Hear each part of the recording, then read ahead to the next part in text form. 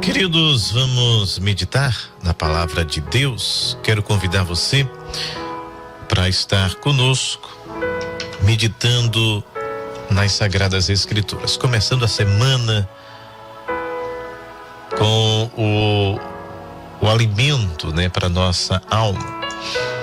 No livro do profeta Obadias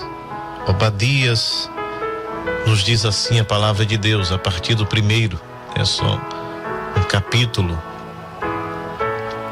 E ele diz assim: visão de Obadias, assim diz o Senhor a respeito de Edom. Temos ouvido a pregação do Senhor e foi enviando aos gentios o emissário dizendo: levantai-vos e levantemo-nos contra ela para a guerra. Eis que te fez pequeno entre os gentios, tu és muito desprezado, a soberba do teu coração te enganou, como que habita nas fendas das rochas, na sua alta morada, que diz no seu coração: quem me derrubará em terra?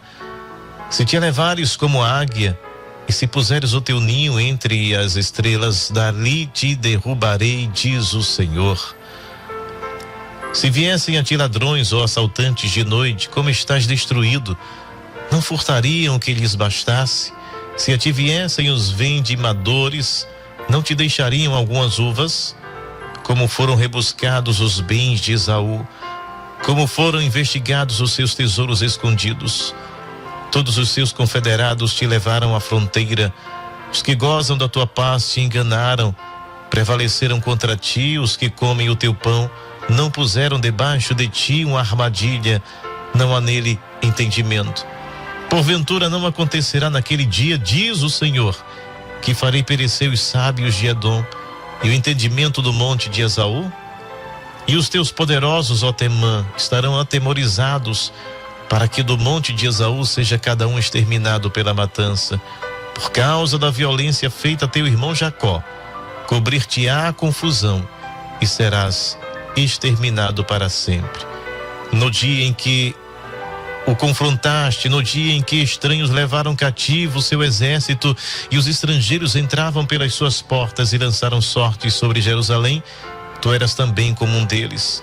Mas tu não devias olhar com prazer para o dia do teu irmão, no dia do seu infortúnio, nem alegrar-te sobre os filhos de Judá no dia da sua ruína, nem alargar a tua boca no dia da angústia, nem entrar pela porta do meu povo no dia da sua calamidade. Sim, tu não devias olhar satisfeito o seu mal no dia da sua calamidade, nem lançar mão dos seus bens no dia da sua calamidade, nem para nas encruzilhadas, para exterminares os que escapassem, nem entregar os que lhe restassem no dia da sua angústia. Porque o dia do Senhor está perto, sobre todos os gentios. Como tu fizeste, assim se fará contigo. A tua recompensa voltará sobre a tua cabeça. Esse é o juízo de Deus sobre os descendentes de Esaú. Esaú, irmão de Jacó, que habitava as regiões montanhosas de Seir, ao sul de Judá, que é entre Zered e o Golfo, de Acabá, conhecidos como guerreiros e comerciantes que estabeleceram um reino forte, com capital em Bósra, frequentemente em conflito com Israel, embora fossem irmãos, os descendentes de Esaú, apelidados de Edom, de vermelhos, filhos de Isaac, irmão gêmeo de Jacó. Então a história certamente você conhece. Os filhos de Isaac, Jacó e Esaú eram irmãos. No entanto, um vendeu a sua bênção, a bênção da primogenitura. Paulo depois vai dizer que foi a vontade de Deus, que a bênção estivesse sobre Jacó e não sobre Esaú. É a escolha de Deus, soberania de Deus, e que Depois Jacó tem que fugir para a casa do seu tio para escapar da fúria do seu irmão Esaú, porque ele se viu sem a bênção. A bênção agora estava sobre Jacó. Ele agora era servo, né? Pela profecia ali de seu pai, já sem a visão, né, física, mas com a visão espiritual. De forma que ele vai para a casa do seu tio, pelo aconselhamento, né, de sua mãe, e ele fica ali por anos trabalhando, se torna grande, de forma que Labão e seus filhos, né, os primos de Jacó, ficam com inveja, e ele trabalha até o seu casamento, onde também foi enganado. No seu retorno, ele tem aquele encontro com o Senhor, que lhe marca no Val de Jaboque, e ele também tem aquele encontro com o seu irmão Esaú. Ele estava com muito medo, né, de um conflito, mas eles se resolvem ali, não há confronto entre eles, de forma que eles se despedem um do outro, cada um para sua região. No entanto, Esaú se torna também um povo, né? Os edomitas, como acabamos de ver aqui em um resumo, né? Edom significa vermelho, então era um povo das montanhas de Seir, que se torna um povo inimigo de Israel, se tornam oponentes. Tem uma mesma origem, da mesma família, mas tomam caminhos distintos. A Bíblia diz que Esaú, ele era obstinado, ele dava muita dor de cabeça aos seus pais pelos seus relacionamentos.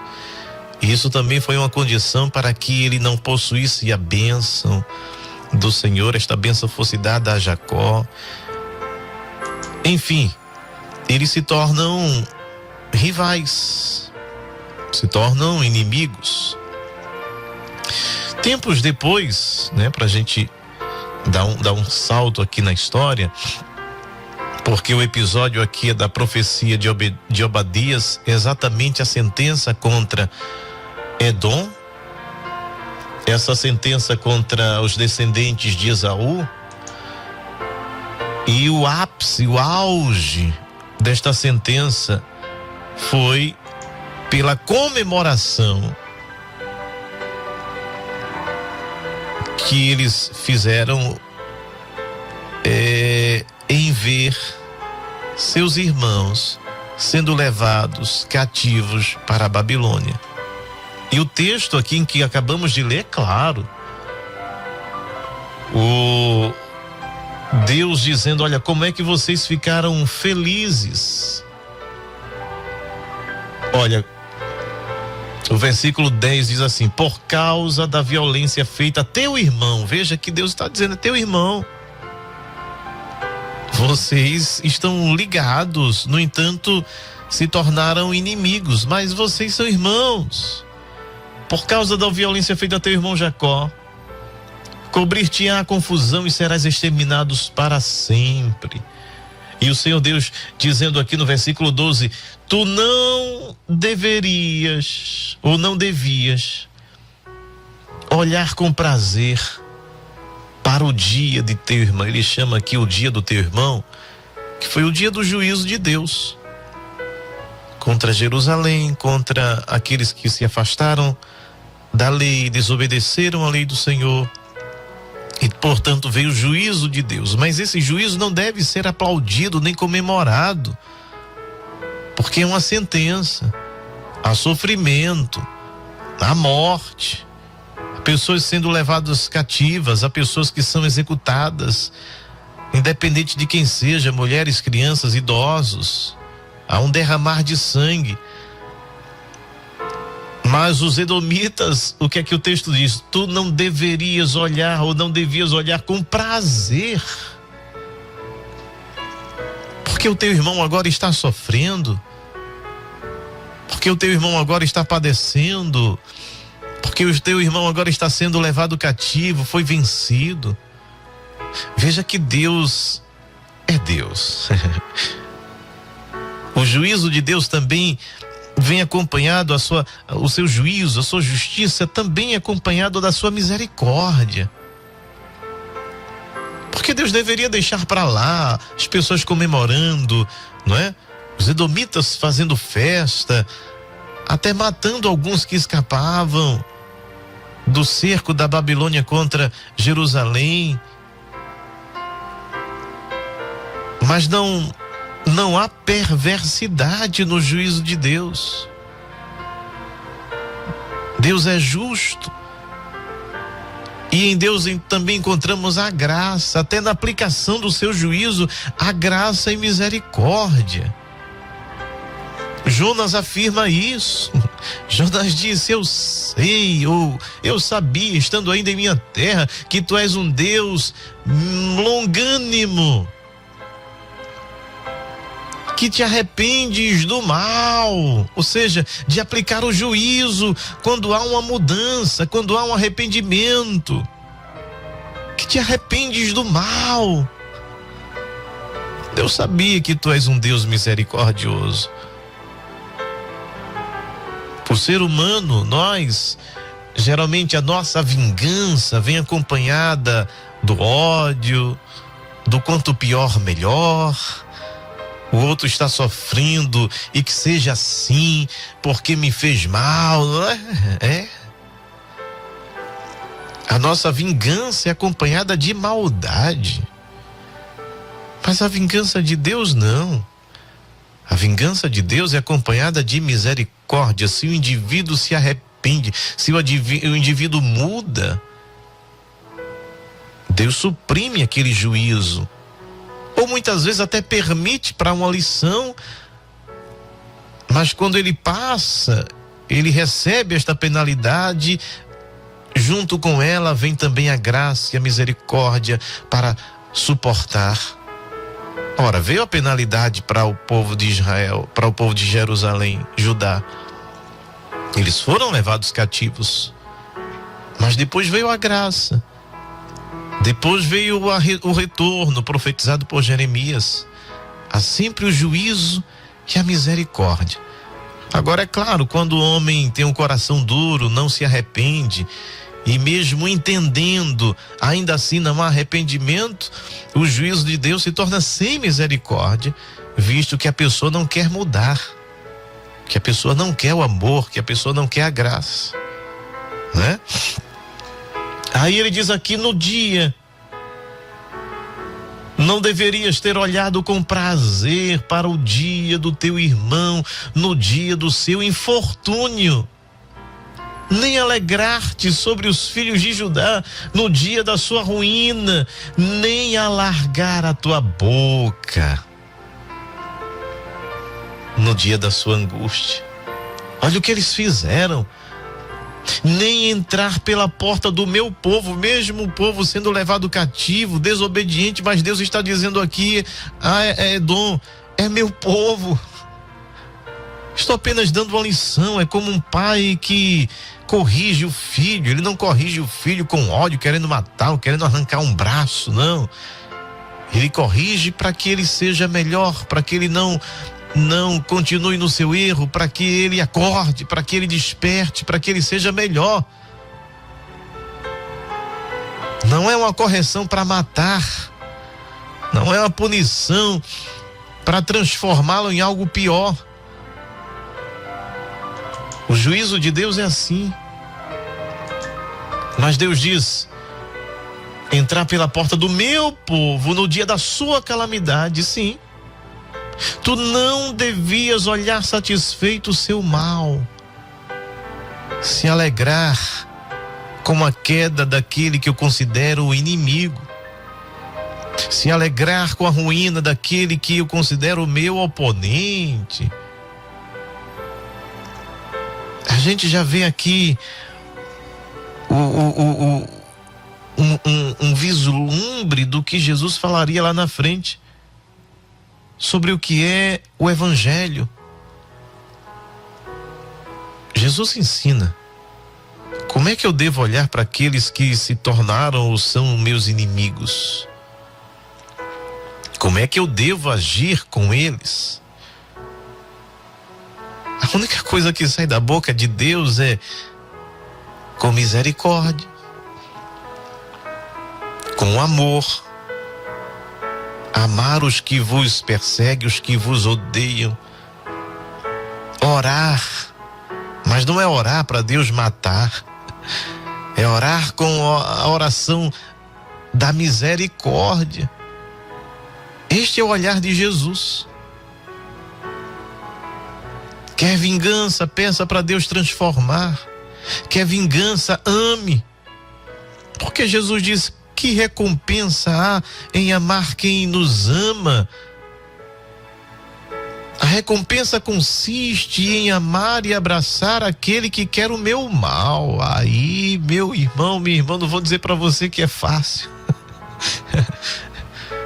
Mas quando a gente é alcançado pela graça de Deus, esta graça que nos alcançou, ela tem que ser repetida.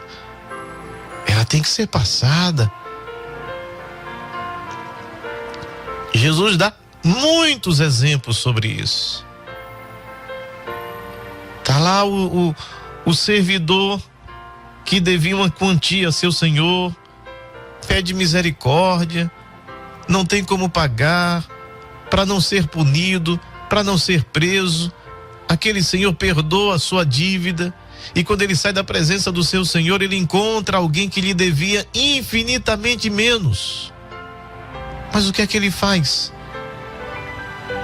Há alguns minutos ele recebeu a graça, há alguns segundos ele recebeu perdão, há alguns segundos ele foi absolvido da sua dívida. Mas ao dar as costas e chegar um pouco mais à frente e encontrar alguém que lhe devia muito menos, ele foi perverso, ele foi mau, ele foi diabólico, de forma que quando aquele senhor soube o que ele fez, lhe chama a atenção e diz: eu te perdoei tanto, e por que você fez assim com o teu servo que lhe devia tão pouco? Por que você não passou a mesma graça, a mesma misericórdia que te alcançou? Estando você também debaixo de igual sentença, de igual juízo, e foi perdoado por Deus, e teve a sua acusação agora revogada, você agora foi livre, você foi perdoado. E alguém que te fez o mal, você quer destruir, você quer vingança, você quer vê-lo sofrer, você quer vê-lo adoecer, você quer vê-lo no hospital, para dizer: olha aí, porque mexeu comigo, eu sou servo, eu sou serva de Deus. Não é dessa forma que Jesus nos ensina. Amar os vossos inimigos, perdoar aqueles que perseguem a você. Se pedirem para andar 1 milha, vai com ele 2. E claro que não é de forma literal, como alguns pensam, né? Quando te baterem uma face, oferece a outra. Jesus está dizendo que não entre no confronto, não revide, não entre na confusão. Que o teu coração seja um coração de misericórdia, de graça, que também te alcançou. Esta mesma graça que nos alcançou, nós devemos continuar com ela.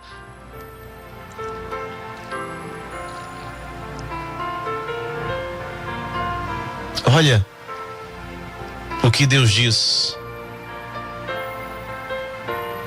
entraram na porta do meu povo no dia da sua calamidade.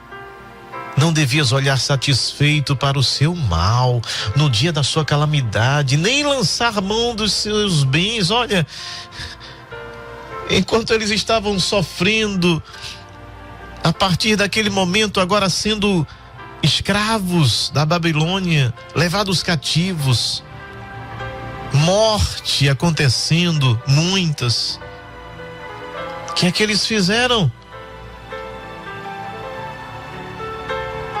Lançaram mão dos seus bens, aproveitaram a oportunidade que que os babilônicos estavam agora invadindo Jerusalém, e eles disseram: opa, é a oportunidade, é a vingança. E Deus está dizendo aqui: não foi bom o que vocês fizeram. Isso não é o evangelho, esse não é o coração de Deus, esta não é a vontade de Deus. É interessante que alguns personagens do Antigo Testamento entenderam a graça. Eliseu poderia ter se vingado ali quando estava cercado pelo exército dos sírios, mas ele manda oferecer comida, dê de comer a esses homens. José, diante dos seus irmãos, ele poderia ter se vingado, mas ele entendeu e disse: na verdade, Deus me enviou adiante de vocês para a preservação da vida. Deus transformou o mal em bem. A vingança aqui é o amor, é o perdão. A vingança aqui é o desejo que Deus toque e transforme e mude. A vingança aqui é que a mesma graça que me alcançou alcance também o outro. Claro que há momentos de instabilidade da nossa vida que a gente quer mesmo partir para cima, partir para a briga. Mas um coração transformado pelo evangelho, ele logo volta ao sentido do evangelho. Não sabes de que espírito sois? Disse Jesus a 2 dos discípulos que disseram: não queres que a gente ore e Deus derrame fogo sobre a cabeça dos samaritanos? Esse pessoal ruim, esse pessoal aqui que não merece. Samaritanos, Jesus, eles são só samaritanos. Havia um ódio instalado e Jesus identifica e começa a quebrar essa barreira do ódio, da separação, e diz: não sabes de que espírito sois? Eu não vim destruir os homens, eu vim salvá-los. A vingança de Deus é sempre no amor, na misericórdia. E as palavras de Jesus para mim, para você é: não sabes de que espírito sois? Ou te alegras com o sofrimento daquele que tu consideras o teu inimigo? Ou não sentes misericórdia? Ou teu coração não deseja que ele seja transformado e abençoado por Deus, assim como Deus te abençoou? Precisamos rever. Eu preciso, né? Eu estou falando para mim. E Deus disse: nem parar nas encruzilhadas para exterminares os que escapassem. Eles se tornaram tão obstinados, tão perversos com os seus irmãos. Não estamos falando aqui de filisteus, de amorreus, que não tinham nenhuma ligação. Estamos falando aqui dos descendentes de Esaú, irmãos de Jacó. Laços consanguíneos,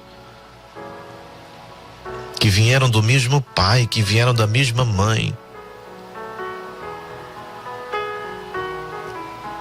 que tinha um avô considerado um homem extraordinário, o pai da nação, onde Deus o convoca para dar origem a um povo do qual viria a semente da mulher, o Messias. Eram irmãos, mas agora eles estavam se alegrando com a queda do outro, sorrindo e satisfeito, e certamente dizendo: Deus lhe deu a paga, né? Porque os homens colocam Deus em cada lugar. não é? Em nome de Deus se faz tantos absurdos que já se usou e se usa no nome de Deus, no nome de Jesus. Só a gente olhar um pouquinho para a história e ver que no nome de Deus se fizeram as piores crueldades na história. Mataram, queimaram, enforcaram, formaram cruzadas e aniquilaram pessoas. Tudo em nome de Deus. Mas olha a igreja lá em Laodiceia, enquanto eles cultuavam, enquanto eles adoravam, davam glória, Jesus estava do lado de fora dizendo: eis que estou à porta e bato, se alguém ouvir a minha voz e abrir a porta, eu entrarei, eu darei uma nova chance. Agora vocês conseguiram colocar Deus para o lado de fora e continuam louvando a Deus, mas louvando de lábios. Porque o coração está longe. Oséias falou isso, Jesus falou isso, denunciou isso. Este povo me honra com seus lábios. É o teatro, é a adoração para fora, mas para dentro Jesus continua do lado de fora. Enquanto meu coração estiver satisfeito porque aquele que eu considero inimigo se deu mal, quando eu me considerar superior aos demais, quando eu me considerar o separado, o santo, como Jesus mesmo disse, não sejam como os fariseus, que acham que por muito orarem, e as suas orações nas esquinas para que todos ouçam, eles dizerem: Senhor, não sou como os demais, pecadores. Olha, você está num patamar assim celestial, não sou como os demais. E começa a dizer. Aí Jesus diz: mas tinha um publicano ali, odiado pela sociedade, que diz: Senhor,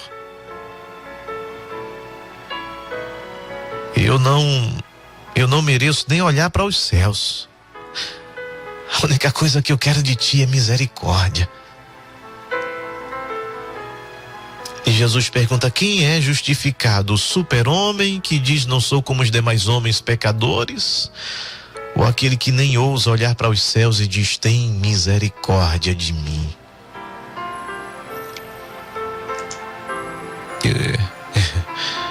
Eu gostaria muito de uma mensagem assim mais: recebe, abra a tua mão agora, não é?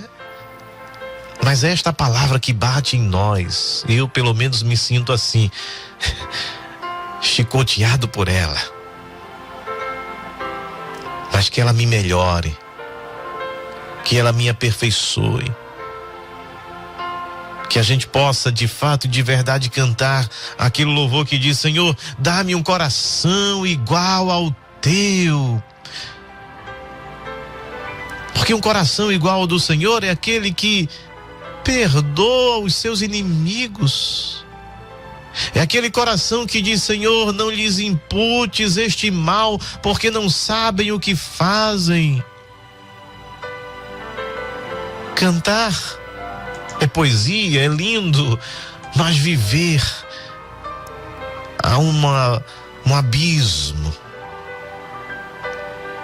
Dá-me um coração igual ao teu, disposto a obedecer, cumprir o teu querer. Dá-me um coração igual ao teu. Agora, um coração igual ao de Deus é um coração que tudo suporta, tudo crê, tudo espera, né? A síntese ali que Paulo faz, né? Do amor. Coração que ama. Coração que sofre por causa da maldade do outro, mas que não quer uma vingança, quer uma transformação. Que quer a justiça não sua, mas a justiça de Deus. Quer vingança, mas não a sua, a vingança de Deus. Porque Davi também entendeu que a vingança de Deus é com misericórdia, mas a vingança do homem não. Porque o nosso coração é inclinado para a maldade. O coração de Deus é santo, santo, santo e santo. Ele é santo. E Jesus nos ensina, como homem, a olharmos, a vivermos como Deus se agrada. Queridos, Edom continua, Deus dizendo aqui: olha, vocês pararam nas encruzilhadas para exterminarem os que escaparam, ou entregar aqueles que restaram no dia da angústia, enquanto o outro está angustiado, está sofrendo. Você está se alegrando, você está achando que é Deus que está fazendo uma maldade, apenas confirmando aquilo que está no seu coração, dizendo: tá vendo? Tá pagando pela língua, tá pagando pelo que fez. Mas aí vem o Senhor e diz: o dia do Senhor está perto sobre os gentios, como tu fizeste. Olha a lei da semeadura, meu Deus, como ela é fiel. A Bíblia diz que tudo aquilo que o homem plantar é exatamente aquilo que iremos colher. Olha o que Deus diz: como tu fizeste, assim se fará contigo, a tua recompensa voltará sobre a tua cabeça. Essas palavras ecoam até Cristo Jesus quando diz: não julgueis. E Jesus não está falando aqui do julgamento que nós podemos fazer à luz da palavra de Deus. O julgamento que Jesus faz é quando eu, Manassés, condeno o outro por um pecado que eu já cometi, por um pecado que eu posso cometer. É o quem não tem pecado atire a primeira pedra, porque esse juízo radical sobre alguém que pecou, visto que todos são pecadores, portanto, quem não tem pecado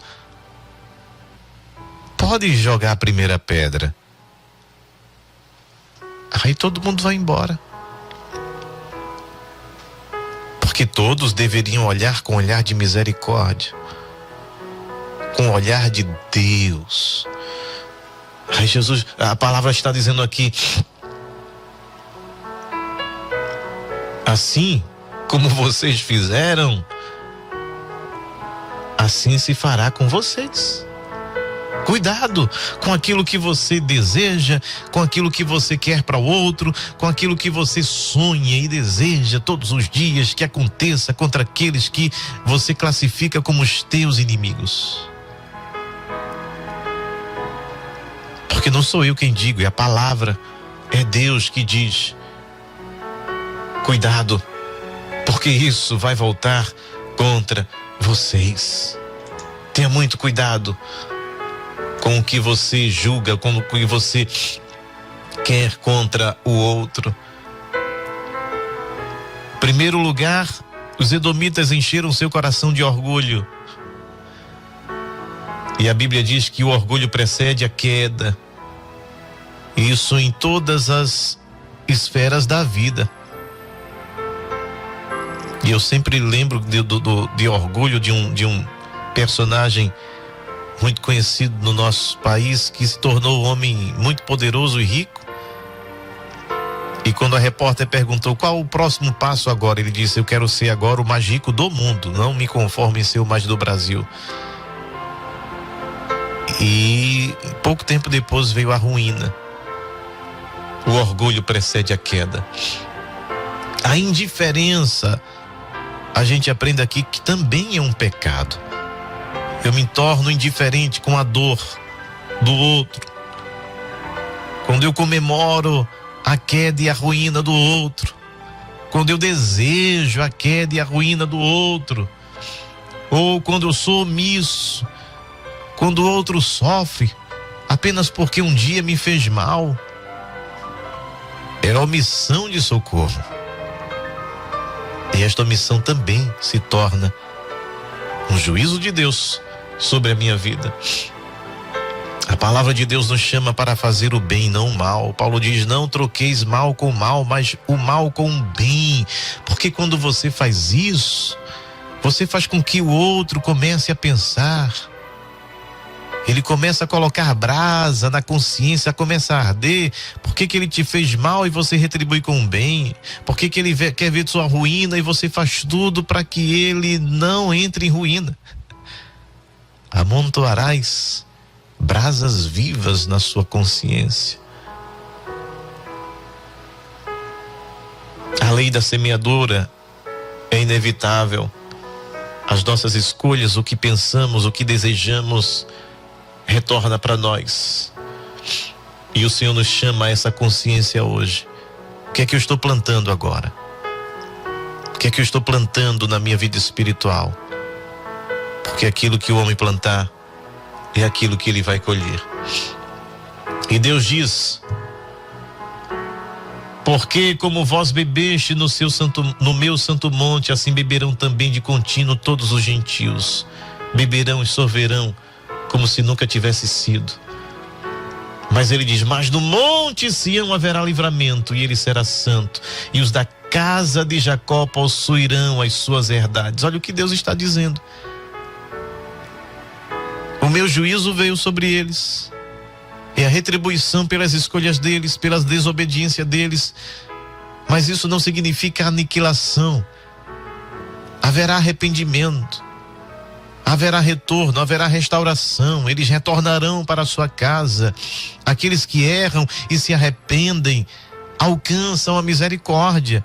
O salmista diz: os que se arrependem e deixam seu pecado, eles alcançam misericórdia.